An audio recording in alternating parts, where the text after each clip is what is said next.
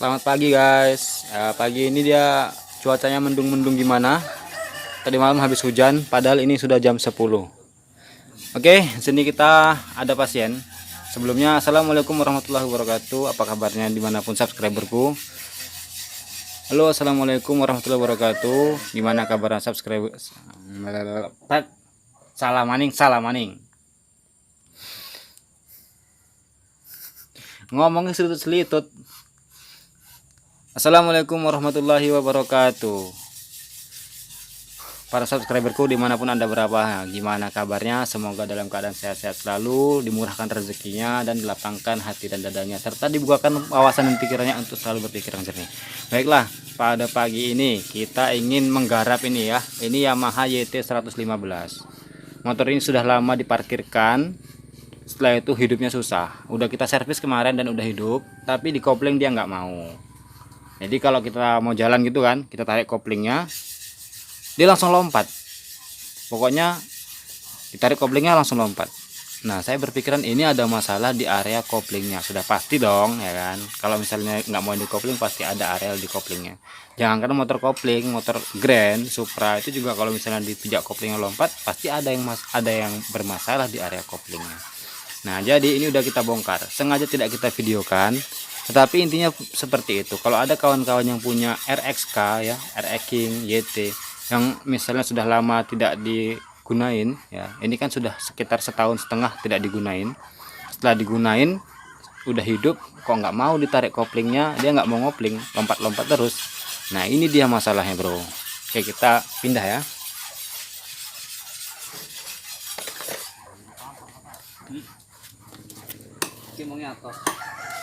Memang atas kok. Nah, gini bro, masalahnya itu ada di sini bro.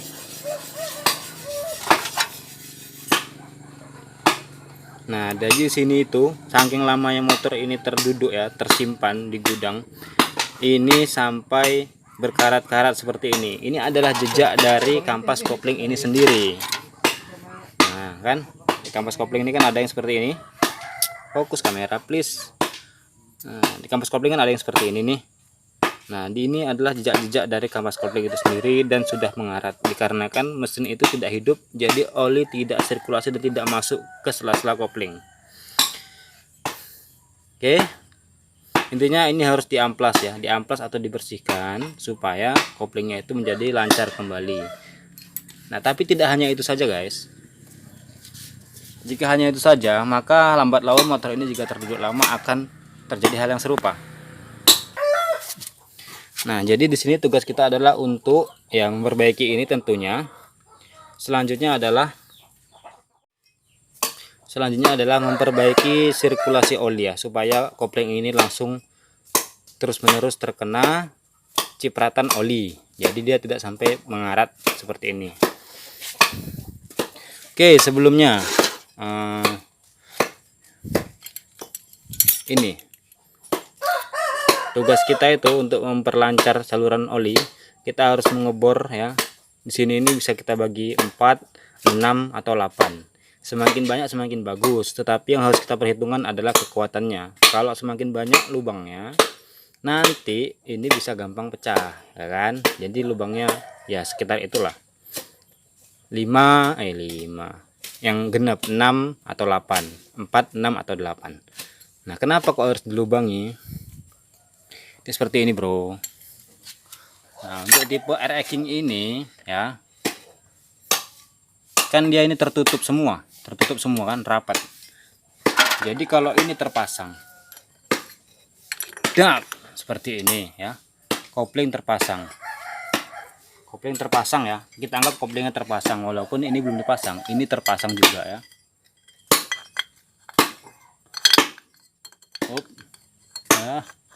Angel.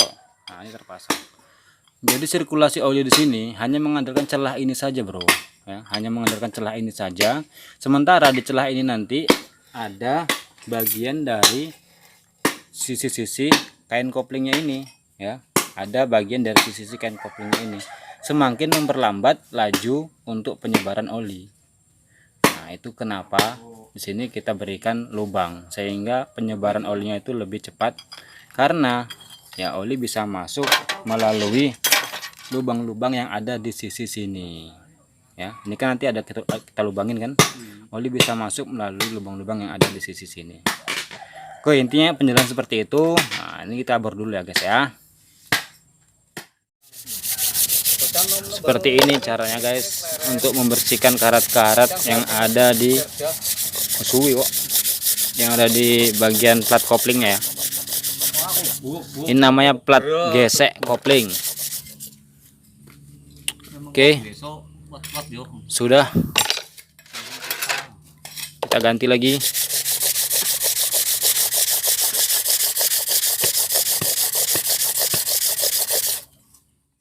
Ini pakai mata bor 3 mili kalau nggak salah ya. Ada 8 bolongan. Metode pelubangannya itu ada yang di tengah, atas, terus agak ke bawah. Nah itu bawah, jadi dia di zigzag ya, kayak misalnya di atas, di tengah, terus agak ke bawah, biar waktu dia ini berputar olinya itu bisa masuk melalui lubang-lubang ini. Jadi ini kan berputar kencang ya. Nah, teori oli itu ketika dia dimasukkan ke dalam suatu benda yang wadah yang bulat seperti ini, ketika benda ini berputar ya, maka kan oli itu akan terlempar keluar ya, sentripetal. Oli itu akan terpental keluar sehingga dia akan memaksa untuk masuk melalui lubang-lubang ini untuk membasahi kain klos ya, untuk membasahi kopling. Oke, ini tinggal kita rakit lagi koplingnya.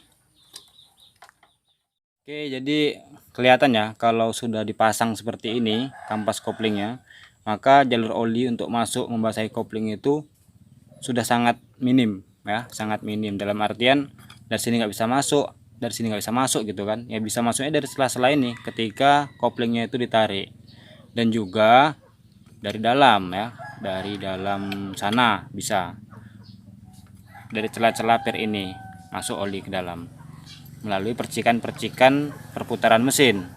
Nah, tapi dengan adanya lubang ini, ya oli yang tertampung di dalam sini menjadi sirkulasi lagi untuk terlontar keluar, membasahi oli dari bagian dalam.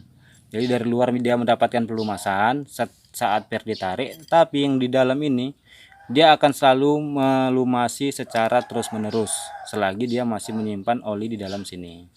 Nah, jadi begitulah teorinya. Ini udah nggak ada topnya lagi karena udah digerinda seperti ini, jadi kita pasangkan lagi saja. Oke, tinggal kita pasang per-pernya ya. Semua sudah terpasang, tapi ini ya belum, nanti terakhir.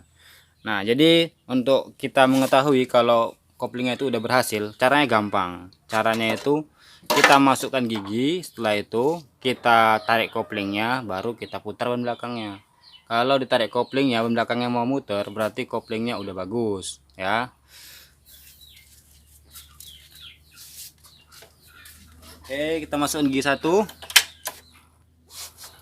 Tidak buta ya, ini tidak mutar karena kopling belum ditarik. Sekarang kopling kita tarik. Nah, ini dia mau walaupun agak berat tapi dia mau, itu berarti kopling sudah berjalan dengan bagus, dengan baik. Nah, ini udah kita neterkan lagi.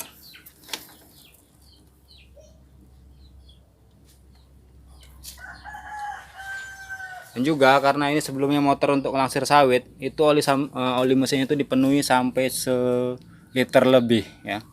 Ini udah kita kurangi sekitar jadi 800 cc lah ya. Padahal pun kalau misalnya mau ikut aturan itu hanya setengah liter oli mesinnya. Oke, saatnya pengetesan.